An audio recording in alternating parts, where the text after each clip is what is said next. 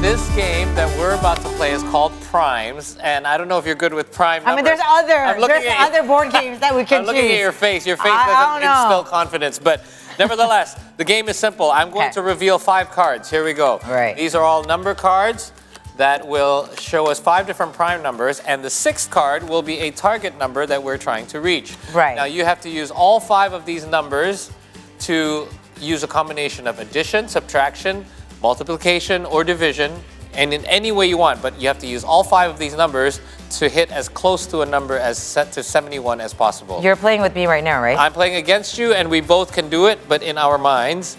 And if you have a formula that you think already comes to a number that comes close to this, you let me know, and you reveal it, okay? I'll finally want to meet, after we play, who the one that created this. Because this is, it's like mind crazy right now. Yeah, all right. Okay. So I'll give you an example, okay? Okay, you go. I'll go first. For example, if I combine these 2 cards, it gives me 90, right? 90, and then let's say I add another, let's say I add this, 90.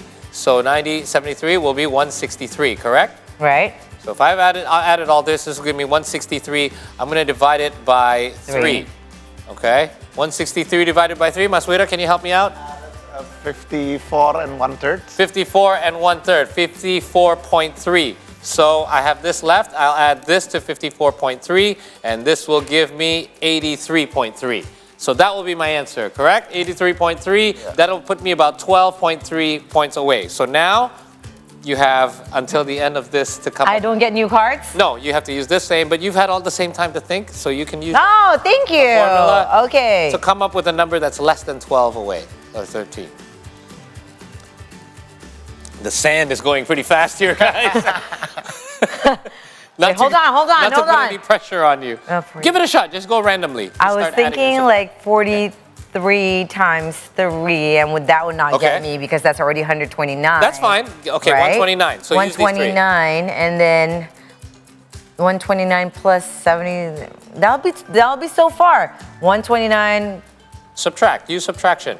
Oh, okay. 129 subtract by 47. Okay. Right? 30, 40, 50. That'll be like what, 60? I think it's 82.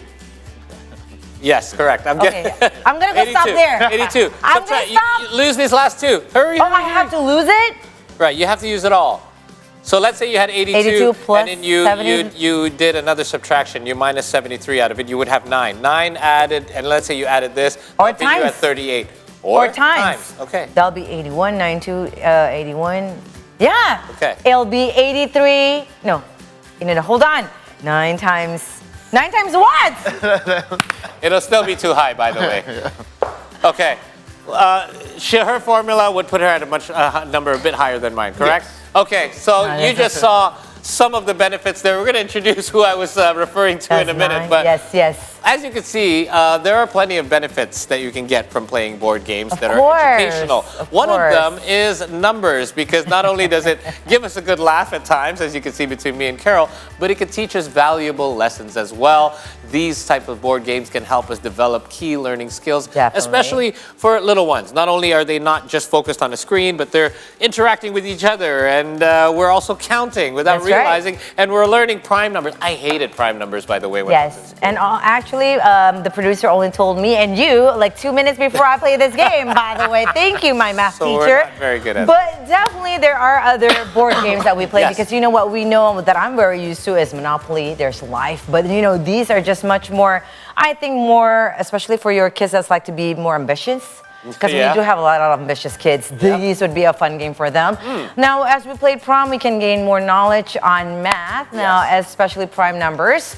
That I'm not really good at, by the way, as you're seeing right now. All right, I'm not except for our guest. That's right, because he's the one that created it. Yes. Let's talk more about board games with the head of Indonesian Board Game Association, Mahawira Singh Dillon. Thank you so much and good morning. Let's head over there right now. Thank you so much for being here with us. Good morning, Mahawira. Good morning. Thank you for being here again. That my brain is fried right now because of that, but thank you for that. Love that. So we heard also that you arrived here in Jakarta at 4 a.m. in the morning. You just came back from Solo for an urban planning training using board games. Wow. How was that? Went really well. I think reception was was really good, really busy, but luckily I got here in time. Yes, thank you for making it a great time. So we have a lot of board games here. Yes, indeed. So before we explore some of the board games that you have brought with you, tell us about the scene itself. I mean, you obviously go to meetings of sorts to discuss these sorts of planning and development. What is the development like so far for board games that are developed here in Indonesia? It seems really well, especially after the pandemic. Cafes are starting to sprout out again. Yes. Oh, so people actually play these at cafes? Exactly. Yeah. So board game cafes, board game libraries are springing up again. Initially, a few closed during the pandemic. Right. But yeah, it's good to see that, and I think people are realizing how, even though we have digital games, board games always have a place to play. So it builds more social interaction between players. I love it. Yeah, I love it. Even Snake and Ladders, I mean, it's my favorite game. So we heard that you're also a board game designer. Was Prime one of yours? Yes. Oh, wow. Thank you. Thank you for that. So how many board games that have you designed so far? And is it all educational, or do you have any board games just for fun? Okay, so I think I've designed more than 10 because quite a bit of it is for internal training. Okay. So I can't bring them today, but as you can see, at least Superfoods, Nin, and Cheesy Cubes there, those are mostly for fun. Of course, they also train your logic, but it's mostly for fun. I can bet you that if you play Superfoods, you'll just have a laugh. Right. Okay, So, how about this one that we're looking at? This insert there, can you see it? So I think, I don't think that's one of my games. okay. Well, you have this one is really Yes. fun. It's called Coralico. Coralico. So what's What is Coralico? this? So Coralico, this is a game I gifted to the Coral Triangle Center. So Okay, they're, nice. Let's say making board games like making May a I car. see? Yes, of course, please. Okay. I can only make the engine. I can't really draw or illustrate, right? Okay, yes. But then the good people at Coral Triangle Center in Bali, they're conserving corals, and I told them that, hey, you can make a game, illustrate, print it, and then you can sell it to raise funds to That's save corals. right. So please check them out. All the proceeds go to the Coral Triangle Center, and they conserve the corals in Bali. And this is very good because my kids are really learning about this right now, and they can really engage trying to find, ways, because nowadays kids likes to go in their Google engine search to find like datas, right? They can play it, having fun, and you get all the data they needed right here. Can I point out a couple things? So there's a scoring system in this, right? And this, I guess, works a little bit like Superfoods, It's correct? very similar. Okay. True, very So, for example, if I'm stacking a sea anemone, and on top of it I have a Folio's coral, not only does it teach me the numbers of stacking, that's just from the surface, but it's also teaching me about the value of each because, correct me if I'm wrong, the higher score would mean that these sort of corals are worth more, correct? Yeah, in a sense, yes. It plays a bit differently to Superfoods. You're very astute, but I love how the Coral Triangle Center, they basically, all these cards, even the Folius corals, so Yes. even though this is the same card, they each have a different factoid. Correct, It's I noticed amazing, that. right? Yes.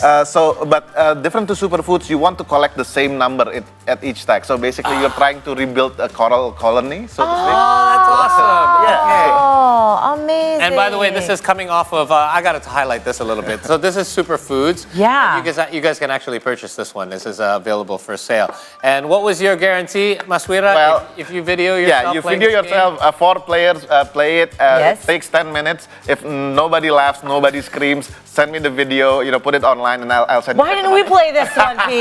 Like, I would need a laugh in the but Monday what it does morning. is it teaches your kids, I'm going to show you guys. It Or teaches- us. Or us about food. Okay. And not only are you trying to stack the value cards of each of these food items, Yeah. actually has more value. So the higher ones, for example, lentils, Yeah. have more nutritional value than brown rice. Nice. And it shows you exactly what's in it, antioxidants, fibers, and things of that sort.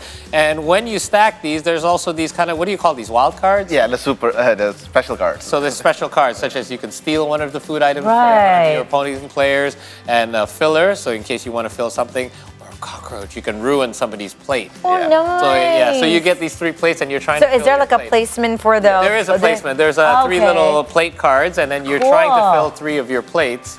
Oh, no, my God, that is super So cute. it's kind of like that. So you Yeah. stack these, you stack your dishes on top of these. Right. Does it also state like the nutrition there also? It does. So it has all of your Nice. nutrition. You have corn, black rice, pepper, so amazing stuff, and a lot of local foods. There's tempeh. And Tempeh. things. Right. So it's great now, without the kids knowing when they see something, they have to choose between, let's say, something that's, more Correct. healthy food as opposed to like fast food, and I mean they can choose, right? Because they understand it. That's the multi-layered facet when it comes to this game. Is that without realizing they're actually learning the value of better That's right. foods, like what foods are It's good. instilled in their minds. Yeah. Oh, wow, this is amazing. So Super. I would like to ask you, Mahawira, like what is your, because you think in many layers, obviously, because it comes through in your games. What's the thought process like when you go set out to create a game? Like, what do you think about first? Well, I think the first thing is you have to be able to reduce to a sentence or a paragraph of what feeling you want to create for the players. Okay. So What sort of thing? What are you trying to accomplish? Yeah. Exactly. What the players are trying to establish? For example, are they trying to strategize against each other? That would be an example, right? Yeah, I mean, so what's the feeling, what's the takeaway? Like for primes, primes allows you to think it together, so 10 people can play it as long as they can see the cards, and you have to think about the numbers as well as the fact that you get to more acquainted with the first 50 primes, because primes are kind of special in the math world. So annoying. Thank you. That's a good word for it, special. Yes. Okay. And superfoods is a very simple game. You could play it almost unthinking, without thinking, and then you just stack up the food. But people who are discerning, like for kids, then they will notice that, the higher numbers are better because you want to get the higher numbers. But then I put the vegetables on the higher numbers, so there's a recall value there. So That's right. You like playing it. Tomorrow you cook some tempeh or tofu for your kids. They'll like it, and they'll remember. Oh, Like, ooh, these are the 11-point cards. Yeah, exactly. It's like subconsciously would be intercepted in their mind. It's like you're like the behind the thoughts or the brains behind what's it? Inception. The movie. I was like, yes, you were saying so many layers. You're like, the mind of Inception. So in regards to this, when did it start for you? When did you start intriguing of like making board games? Board games, yeah. So I started off. MEC is my very first game. Okay. The third rendition of it. Yeah, Mr. Paul also played. I made this late 2015. It was really just cut up pieces of paper, but basically I worked as an environmental researcher, and for years I grappled with the issue of climate change, etc. And then I was thinking, how do we make these models more approachable for the common people? And making a game is one of it. It's very relatable, especially right now where we're experiencing climate change in COP28. I mean, this should be the game that they're playing right now. And it's amazing. You got me thinking as well, because again, you may not have seen MEC, but no, I haven't. It teaches you about things like the events that happen that causes climate change and the solutions that you can provide, and they're all there's a point system as well when it comes to tokens and things of that sort. So I believe that in fact most games are actually having an educational aspect to it, don't they? Definitely. Because even like you mentioned, we played the game of life when we were kids. Yes. Game of life does teach you about life. Exactly. Correct, doesn't it? It teaches you how to save, it teaches you how to spend, and what to do when you're preparing for life. So when you go through the process of creating a game, how long does it actually take from when you come with the first idea, what I'm trying to accomplish, until you get something like this? It depends, but safe to say about in 3 months you should have a working prototype engine, and you could keep building on that. Okay. Wow, that's great stuff. So what's next for you? Because I mean, it seems that you have the more into like climate focus. You have the, the nutrition's focus. Of course, you have the numbers with math at Prime, and you have the coral also. I mean, it seems that you also want to attribute to people, especially, to have this working or like partnership with you, something for the society also, saving their environment. What would next that would kind of intrigue you to make? Well, I would like to design. I would like to get for Nin and Cheesy Cubes, the prototype stage. It's been there for 5 years. It's hard to get it to publish and to market and distribute it. I'm hoping to be able to do so. What is that one about? So Cheesy Cubes is basically it's a logic game. It's an abstract game, but I've made it a bit more fun in the sense that you have cheese cards and you have your token mice. You would love this. There's all sorts of cheese in here. My favorite. So 7 types of cheese. So it's an abstract game, but you put your cheese cards and then you have to guard it with your mice. Right. But then there's a combo when you put cheese cards similar to each other, then you can put your mice can also spread to the other cheese cards, and you want to control it. Everybody has the same number of mice, but how you play and how you control the specific cheeses allows you to gain the. Are you taking this from that cheese book about life? You know that cheese mice book about life? I'll talk to move my cheese. Yeah. Oh my gosh. Yeah. So when it comes to gaming itself, we live in an era where most kids are, if they haven't already, shifting to a digital platform. That's right. How do you try to maintain interest? Because I do believe, like, when you actually physically play a game, like I have an 8-year-old daughter, We have a console, a video game console, but most of the time she either asks to play Uno or Jenga or even lately Monopoly because she's learned how to count money now. So how do you maintain interest? Because obviously for the kids themselves, instinctively, they like playing these sorts of games, but so many kids are more shifting towards digital platforms. Yeah, I think it behooves on the parents to guide them and to at least make them try, right? Yes, the first time, I think most kids will oblige you the first time, but if the game is fun enough, if you research the game and you see that it suits their needs or their preferences, then they'll like it and they'll play it again. Board games have a tactile feeling that video games do not have yet. Yeah. So at the very least, and there's a connection that you build when you're playing video games. When you're playing together, most 2 or 3 players can play together. But with board games, the whole family can join in, and there's a fun aspect there that video games have yet to be able to emulate. That's true. It's getting that quality time together, and the parents needs to play it with the children, not just buy it and then they play it amongst themselves. But you need to be a part of it because this needs thinking, right? And of course, the parents needs to be there to think also. And I'll give you a personal experience. By the way, we went on a road trip, and I thought she likes Monopoly and she's just learning. I'll just download it on our tab, and then we'll play it while we're on the road. Didn't touch it at all. But as soon as we got home, she wants to play Monopoly. So they actually physically like, you're right, holding things like counting money or rolling dice, things of that sort. And of course, we also, Mahawira, we want to know how is it on ground when you're kind of introducing your board games to the people here. How did they kind of intercept and how did they kind of what was their reaction to this? Yeah, I mean, luckily, most are quite receptive to try new things as long as they have the time. If the setting is correct, they'll try it. But that is also why most of my games here are still the light games, so it plays in 10 to 20 minutes. Yeah. I would like to design heavier games. I have prototypes in mind, but currently the market in Indonesia, we have to admit, we're still pushing for people to be able to play first. When they like it, then we slowly get the heavier ones. Heavier games than Prime? Okay. First 50 prime numbers. How high did it go to? I think about 239 or something. There you go. I didn't even know 239 was a prime number because I never had to think that before. So you've just been to Solo for Urban Social Forum. Yeah. Okay. So what's next? Because obviously you're trying to spread this this sort of thing and collect data and share as well these sort of resources with cities outside of Jakarta. So yeah, I mean, there's lots of us in the association. I just met Mas Daniel Wiguna, and he came up to me and said, "Hey, let's make a financial board game." I said, "Yeah, actually, some people in my association have already made them." Yeah. Really? Okay. Yeah. So there's lots of games for everyone. No one game can satisfy everyone, right? Yes. So we want to keep making games. We want to collaborate. So just hit me up. I'll link you up with people in the association. There are lots of designers there, and educational board games are everywhere actually nowadays. But we will keep on pushing it.